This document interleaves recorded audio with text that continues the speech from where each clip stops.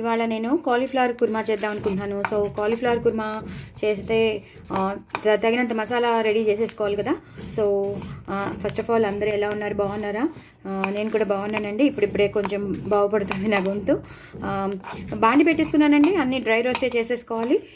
బాండి పెట్టేసుకుని అందులో నేను నువ్వులు వేసుకున్నాను, కొన్ని బిర్యాలు వేసుకున్నాను, కొన్ని గసగసాలు వేసుకున్నాను, లవంగాలు వేసుకున్నాను, దాల్చిన చెక్క వేసుకున్నాను, అలాగే ఇలాచీ వేసుకున్నాను, పల్లీలు వేసుకున్నాను, ధనియాలు వేసుకున్నాను, ఇంకేం వేసుకున్నాను, ఎండుమిరపకాయలు వేసుకున్నాను, మిరియాలు, ధనియాలు, జీలకర్ర, మెంతులు, ఇవేనండి మొత్తం అంతా. ఈ మసాలా బాగా మనం డ్రై రోస్ట్ చేసేసుకోవాలి. నేను మళ్ళీ ఇంకొకసారి చెప్తాను, జీలకర్ర, మెంతులు, ధనియాలు, అలాగే కొంచెం ఆ పప్పు బద్దలు పడిపోయాయి అనమాట, ఒక దాంట్లో కలిసిపోయి దాంట్లో నుంచి పడ్డాయి తప్ప అసలు శనగపప్పు వేయవలసిన అవసరం లేదు. మళ్ళీ శనగపప్పు వేశారు కదా అని అంటారు. లేదండి, అది పల్లీలు దాంట్లో ఉండిపోతే అవి వేసేస్తుంటే అవి పడిపోయాయి అనమాట. సో అంతే తప్ప నేను మినపప్పు కానీ శనగపప్పు కానీ ఏమీ వేయలేదు. ఆవాలు కూడా వేయకూడదు. ఓన్లీ జీలకర్ర, ధనియాలు, మెంతులు, మిరియాలు, నువ్వులు, పల్లీలు, గసగసాలు, ఎండుమిరపకాయలు, లవంగం, దాల్చిన చెక్క, ఇలాచి, ఇవేనండి. ఇలా డ్రై రోస్ట్ చేసేసుకోవాలి. ఇవి బాగా వేగిపోయాక కొంచెం పసుపు వేసేసుకోవాలి. ఇవి బాగా వేగిపోయాక ఫ్రెష్గా ఉన్న కొబ్బరి, ఈ ఫ్రెష్గా ఉన్న కొబ్బరిని మనం ఇలా వేసేసి ఫ్రై చేసేసుకోవాలన్నమాట. ఫ్రై చేసేసుకుంటే అది మనకి పచ్చి వాసన పోతుంది, ప్లస్ మనకి ఈజీగా టేస్ట్గా కూడా ఉంటుంది. అంటే ఆ పచ్చి వాసన ఉండకుండా కొంచెం వీటితో వేగితే ఏమవుతుందంటే చాలా బాగుంటుంది అన్నమాట కూర. సో ఇదండి, ఇది బాగా వేగిపోయాక తీసేసి దీన్ని చల్లారాక గ్రైండ్ చేసేసుకోవడమే.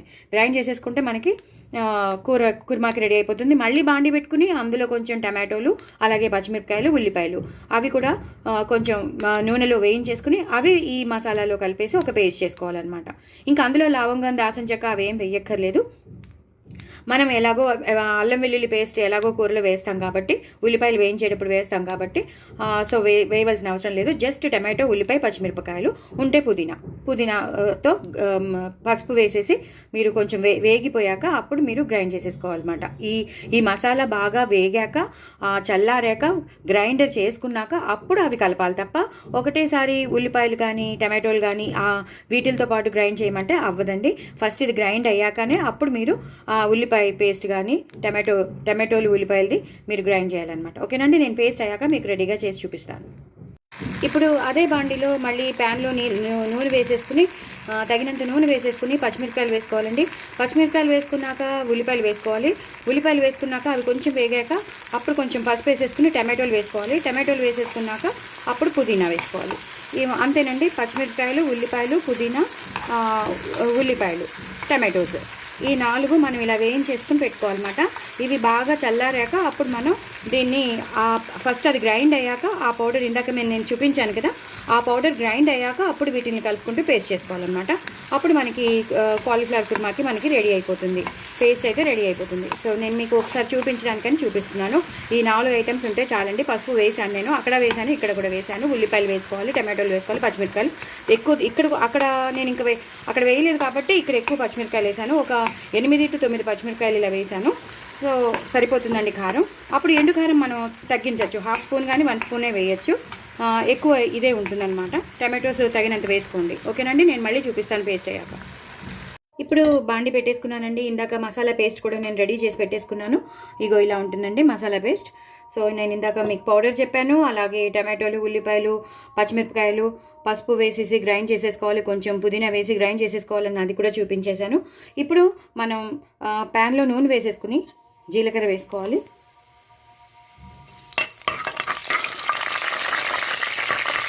చాలా బాగుంటుందండి కూర.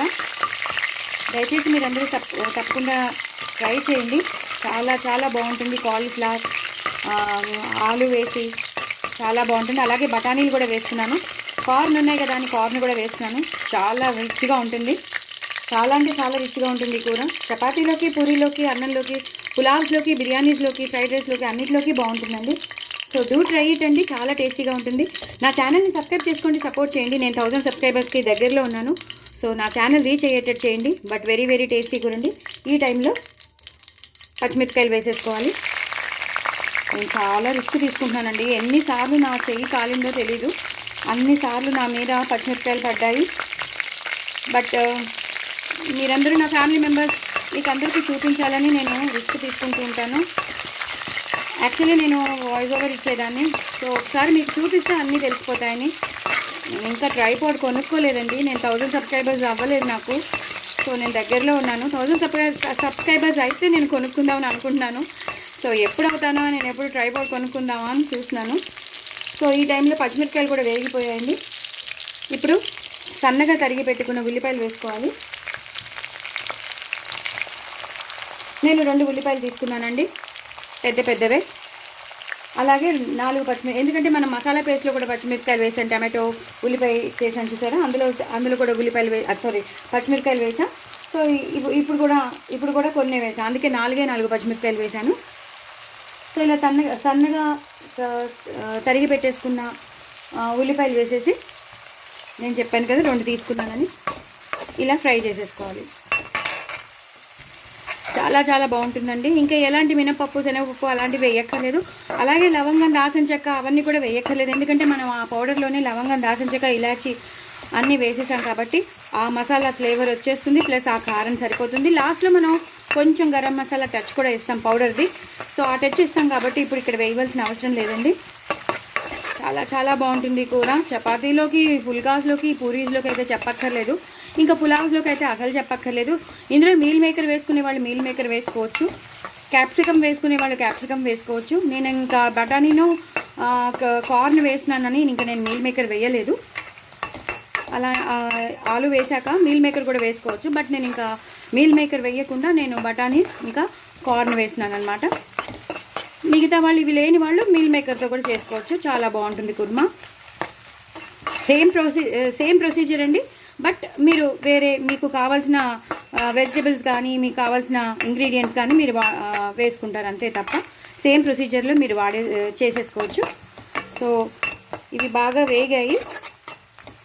పసుపు కూడా వేయక్కర్లేదండి, ఎందుకంటే మనం మసాలా పేస్ట్లో వేసేసాము, ఆ వేయక్కర్లేదు. ఇప్పుడు బాగా వేగిపోయాయి కదా, ఈ వేగిపోయినప్పుడే అల్లం వెల్లుల్లి పేస్ట్, నేను మా ఇంట్లో చేసి పెట్టుకునే అల్లం వెల్లుల్లి పేస్ట్ చాలా బాగుంటుంది, చాలా పంజెంట్ ఉంటుంది, చాలా ఘాటుగా మంచిగా ఫుల్ ఫ్లేవర్ వచ్చేస్తుంది. నేను ఫుల్ 1 స్పూన్ వేసేసుకున్నాను, బాగా ఫ్లేవర్ రావాలి కదా. సో అందుకని మొత్తం అంతా వేసేసుకున్నాను, 1 స్పూన్ ఫుల్ వేసుకున్నాను, ఎందుకంటే కూర ఎక్కువ ఉంది కాబట్టి ఆ మాత్రం పడుతుంది. అల్లం వెల్లుల్లి, ఇలాంటి కుర్మాస్లోకి అల్లం వెల్లుల్లి పేస్ట్ వేయకపోతే బాగోదు. సో కంపల్సరీ వేసుకోండి, ఎందుకంటే మనం మసాలా పేస్ట్ కూడా వేస్తున్నాం, కొబ్బరి వేసి, గసగసాలు, కొబ్బరి, నువ్వులు పేస్ట్ వేస్తున్నాం కాబట్టి కంపల్సరీ అల్లం వెల్లుల్లి పేస్ట్ వేయాల్సిందే. ఇలాంటి కుర్మాకి అయితే కంపల్సరీ పడాల్సిందే. అసలు పేస్ట్ అయితే ఎంత మంచి వాసన వస్తుందనండి, అంత మంచి వాసన వస్తుంది. నేను చెప్పిన ఇంగ్రీడియంట్స్ అన్నీ వేసుకుని మీరు పౌడర్ చేసుకున్నాక అప్పుడు ఈ ఉల్లిపాయలు, టమాటోలు, పచ్చిమిరపకాయలు గ్రైండ్ చేసి వేసుకోండి, అంటే గ్రైండ్ చేసేసుకోండి, అప్పుడు మంచి పేస్ట్ తయారవుతుంది. పచ్చివాసన పోయిందండి. ఇప్పుడు మీరు ఇంకా టమాటోలు వేయవలసిన అవసరం లేదు. ఇప్పుడు మీరు కాలీఫ్లవర్ ఉంది కదా, అవి వేసేసుకోవాలి. ఎందుకంటే పేస్ట్ ఆల్రెడీ మనం వేయించి పెట్టేసుకున్నాం కదా, పల్లీలు కానీ నువ్వులు కానీ అన్నీ వేయించినవే కాబట్టి మనం ఇవి మగ్గాక ఆ పేస్ట్ కలిపేయచ్చు అనమాట. ఇప్పుడు ప్రత్యేకంగా మళ్ళీ ఇందులో వేసేసి ఫ్రై చేయవలసిన అవసరం లేదు. ఇలా మొత్తం మనం తరిగి పెట్టుకున్న బంగాళదుంపలు అన్నీ వేసేసేయాలండి. ఇవన్నీ వేసాక నేను కలిపాక చూపిస్తాను. అలాగే బఠానీ, కార్న్ కూడా వేసేయాలి. అన్నీ కలిపాక, ఒక చేత్తో తీస్తున్నాను కదా, అన్నీ వేసేసాక కలిపాక మీకు చూపిస్తాను. ఇలాగ మొత్తం ఉల్లిపాయలు, బంగాళదుంపలు, కాలీఫ్లవర్ శుభ్రంగా కడిగి పెట్టేసుకోవాలండి. కాలీఫ్లవర్ని అన్నీ ఇలా వేసేసుకోవాలి. బఠానీలు, కార్న్ అన్నీ వేసేసుకుని కొంచెం మగ్గడానికి నీళ్లు పోసేయాలి. కొంచెం ఒక ½ గ్లాస్ పోసేస్తే సరిపోతుంది. ఇప్పుడు మూత పెట్టేయాలండి. మూత పెట్టేస్తే అది కొంచెం మగ్గాక అప్పుడు మనం ఈ పేస్ట్, గరం మసాలా పౌడర్, అలాగే ఉప్పు, కారం వేసేసి పైనుంచి గార్నిష్ చేసేయడమే. చాలా చాలా చాలా చాలా టేస్టీగా ఉంటుంది. నేను మళ్ళీ ఇది ఉడికాక మీకు చూపిస్తాను. సో ఇందాక మొత్తం ముక్కలన్నీ బాగా మగ్గిపోయండి. సో మగ్గిపోయాక నేను ఈ పేస్ట్ అంతా వేసేసాను. ఈ పేస్ట్ అంతా వేసేసేయాలి. నేను ఇందాక చెప్పిన పేస్ట్, మసాలా పేస్ట్ అంతా వేసేసేయాలి. ఇలా మొత్తం అంతా కలిపేసుకోవాలండి. మొత్తం కూరకంతా పట్టేటట్టు మసాలా పేస్ట్ అంతా వేసేయాలి. అలాగే ఇదే టైంలో కొంచెం పెరుగు వేసుకోవాలండి. ఒక హాఫ్ కప్ పెరుగు వేసుకోవాలి. నాది పెద్ద కప్పు కాబట్టి నేను చెప్తున్నాను, హాఫ్ కప్ వేసుకోవాలి. అలాగే కొంచెం పాలు పోసుకోవాలి, కొంచెం పెరుగు వేసుకోవాలి. వేసుకుని పూర్తిగా ఇలా కలిపేసేసి అప్పుడు మనం మిక్సీ చేసుకుంటాం కదండి, ఈ పేస్ట్ని దానికి ఉండిపోతుంది, మిక్సీకి అంతా ఉండిపోతుంది. ఆ వాటర్ అంతా ఇందులో వేసేసేయాలి. ఇలా వేసేసి ఒక 5 to 6 minutes కానీ 8 minutes కానీ ఇలా ఈ మసాలాతో బాగా మగ్గాలి. అప్పుడు కానీ మనకి సరైన కుర్మా అవ్వదు. సో బాగా మగ్గాక మీకు మళ్ళీ చూపిస్తాను. చూసారండి ఎంత మంచి లైట్ కలర్లో ఉందో కూర.